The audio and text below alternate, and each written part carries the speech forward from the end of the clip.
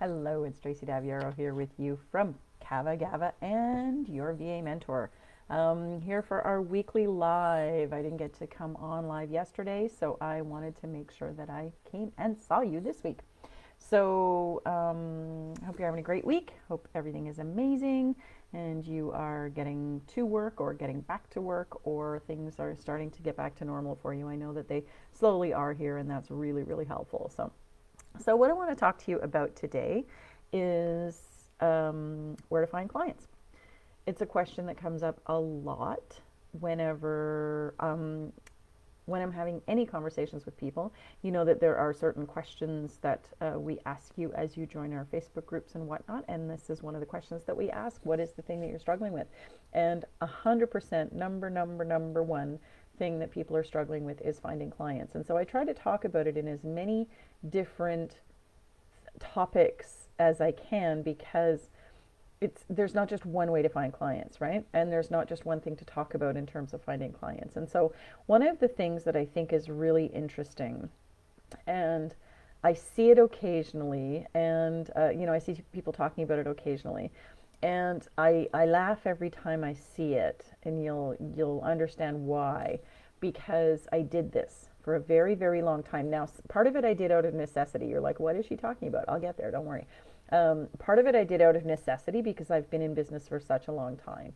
But part of it I just did because I was stubborn and because I just didn't know how to do better research. And so what I'm talking about is going to people who are not using virtual assistants right now and trying to educate them about the value of using a VA. And so it's a very important thing to do. We have, I think, an obligation to our industry to be doing that and to be educating people and to be talking to them about being a VA, and or about what VAs are like and what VAs do and that kind of thing. I think because a lot of people don't know very much about our industry, and they're, especially now, they're getting a little bit more information about it. But I think we do have a responsibility to be able to talk to people about how it works and that kind of thing. But it's the VAs who are trying to get clients by doing the educating that make me laugh. And I'm not laughing at you. Don't get me wrong at all. You guys, everything that I teach you and everything I talk to you about in this group or in any of my trainings are things that I've done. And so whenever I see people talking about, and I've seen that this week, I've seen people talking about, having to educate people about the value of a VA in order to find clients, I laugh because I know that it's a mistake. Okay, it's a mistake. It's hard. It makes finding clients a lot harder than it needs to be. And so, like I say, I have no problem with you having conversations. We talk about talking business with people all the time, but not in a sales conversation by telling people that the reason that they should work with you is that you don't have to pay holiday pay and you don't have to pay. There's so much that comes into it that muddies the whole basic idea of what you're going to do for the client. That it makes your sale a lot harder. Now, will you get clients by talking to them about the value of having a VA? Sure, sometimes you might. And you might you might be really good at it and you might be able to do it. But what I'm talking about, the general population of VAs who are looking to find clients, if you are struggling to find clients in a market that doesn't really understand VAs and really doesn't understand how it works, how much it costs, how you work together online, or any of those things, you're pushing a rock, you're pushing a great big boulder up a mountain, and you don't have to, because there are lots and lots of industries that are very familiar with VAs, that are working all the time with VAs. And so what I'm telling you, and the reason I laugh is that I'm like, oh my goodness, this is still going on. See, whenever I started out, it was 20 years ago, we had to tell everybody about being a VA. And so it was a real struggle. There weren't a lot of people who understood it at all. There weren't a lot of industries that were using VAs at the time.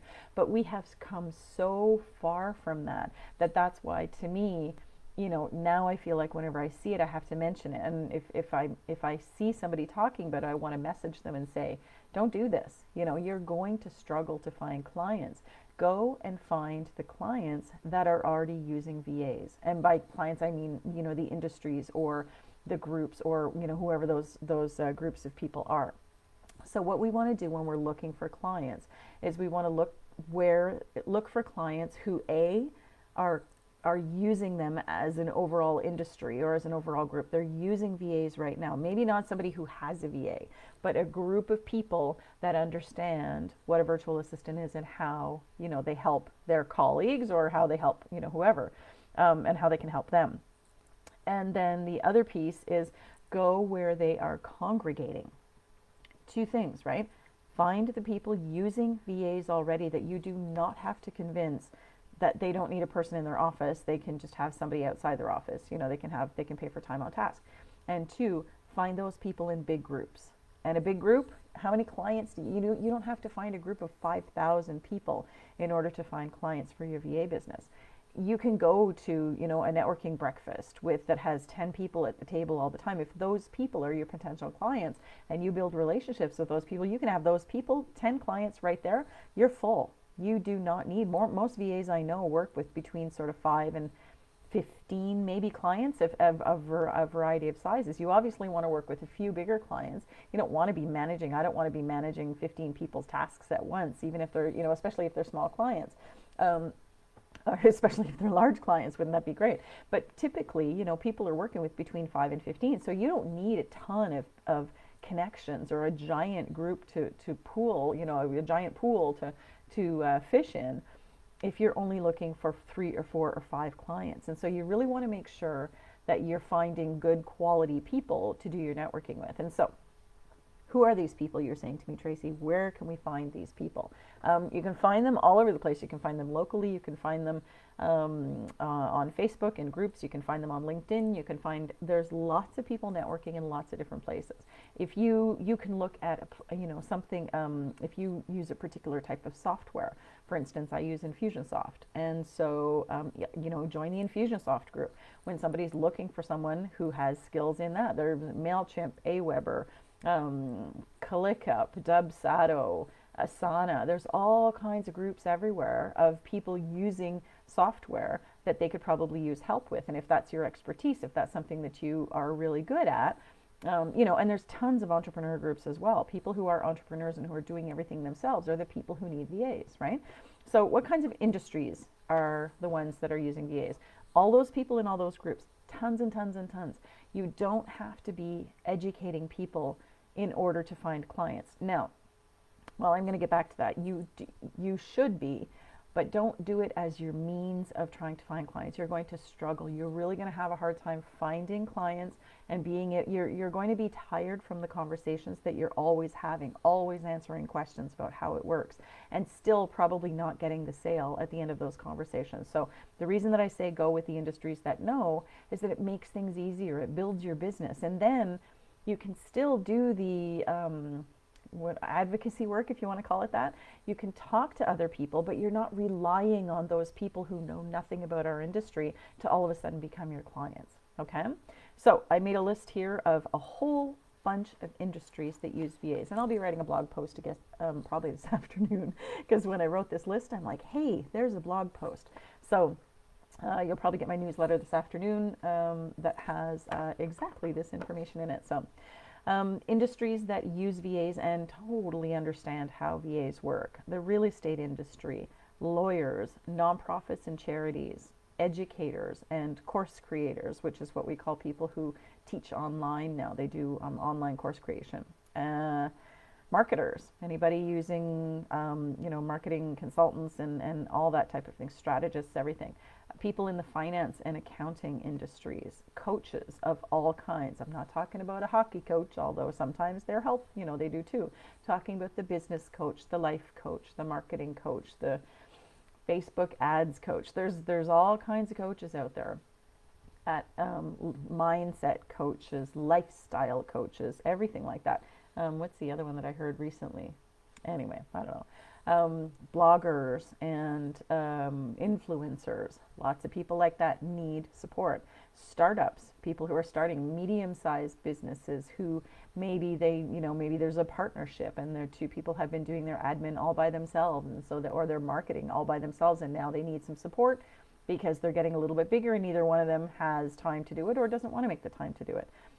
trades, professionals, small business owners of all kinds, and that's where I have trades and professionals.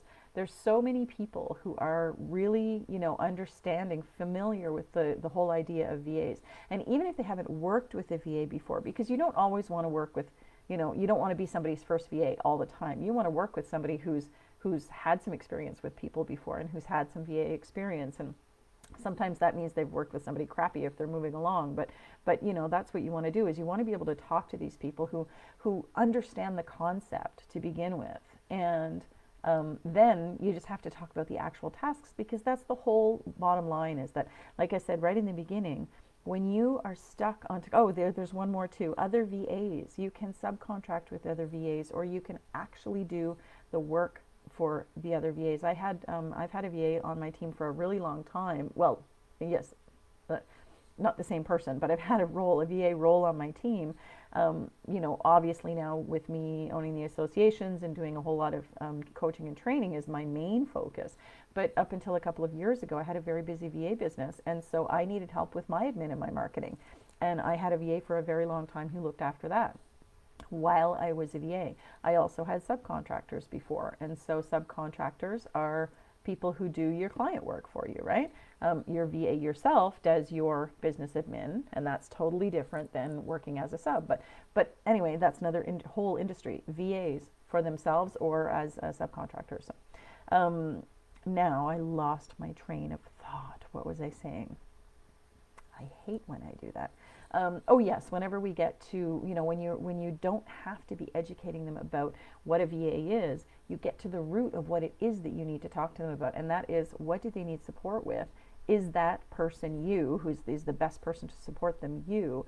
And can you work within their budget, or can they work within, a budget that is suitable for you? So those are the things that you need to talk to people about. And when you're muddying the waters with all kinds of other stuff, and really trying to educate somebody about an entire industry, it's a longer conversation. It's probably multiple conversations, and it's a lot of effort from you to try to get a sale. And oftentimes what happens if somebody hasn't worked with a VA before is you're getting in at the very minimum budget with them because they're afraid to spend the money. They've never spent it before, and they don't really understand it anyway.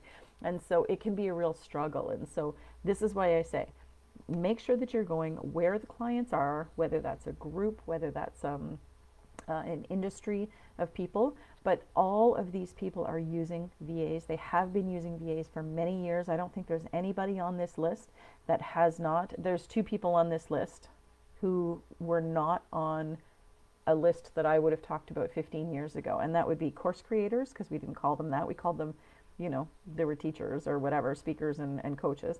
Course creators were not on the list, and influencers were not on this list. Other than that, all of these people have been using, VAs in their industry for a very, very long time. So it's stop trying to be a pioneer. Okay, you feel like a pioneer because you are a brand new VA, and that's fantastic. It's a very exciting time, but give yourself a break and go in and start talking to the people who understand how our industry works, and may have even worked with somebody before. It's going to make things a whole lot more fun for you, a whole lot easier, because people do, they just really do want to know what you can do for them and how much it's going to cost them. I see this all the time. I should trademark that phrase, because that's all clients want to know. And so if you can focus on that conversation and really talk about the solutions that you have to help them with the problems that they're having, or help them get the work done that is really, they're struggling to get done, you're providing that solution for them. So it's really important to focus on that, and less so on educating clients in order to try to sign them. And that's all I got for you today. So I hope that is helpful. Again, look forward to being back with you next week, and watch for my blog post later today. Take care.